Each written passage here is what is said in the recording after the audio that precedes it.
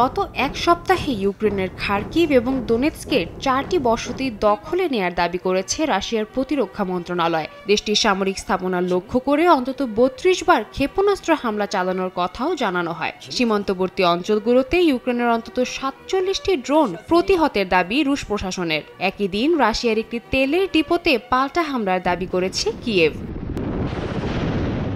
Russia ও ইউক্রেনের পাল্টাপাল্টি হামলার মধ্যেই উত্তর কোরিয়া সফরে যান রাশিয়ার প্রতিরক্ষা মন্ত্রী আন্দ্রেই বেলুসভ। উত্তর কোরিয়ার রাষ্ট্রীয় গণমাধ্যম কেসিএনএ জানায়, সফরকালে কিম জং উনের সঙ্গে এক বৈঠকে রাশিয়ার সার্বভৌমত্ব রক্ষায় পুতিন প্রশাসনকে একনিষ্ঠ সমর্থনের প্রতিশ্রুতি দিয়েছে উত্তর কোরিয়া। ইউক্রেন যুদ্ধে রাশিয়াকে মদদ দিতে উত্তর কোরিয়ার সেনা মোতায়েন নিয়ে পশ্চিমা বিশ্বের অসন্তুষ্টি গণমাধ্যমে বারবার উঠে এসেছে। মস্কোর সঙ্গে পিয়ংইয়ংয়ের এই বন্ধুত্ব গণহত্যায় মদদ জোগানোর শামিল বলে মন্তব্য করেছেন অনেকে।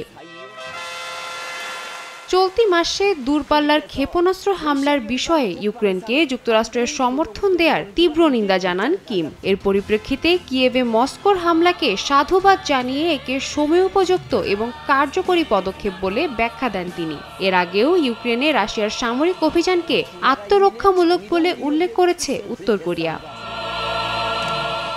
সাদিয়া তাসনিম, সময় সংবাদ।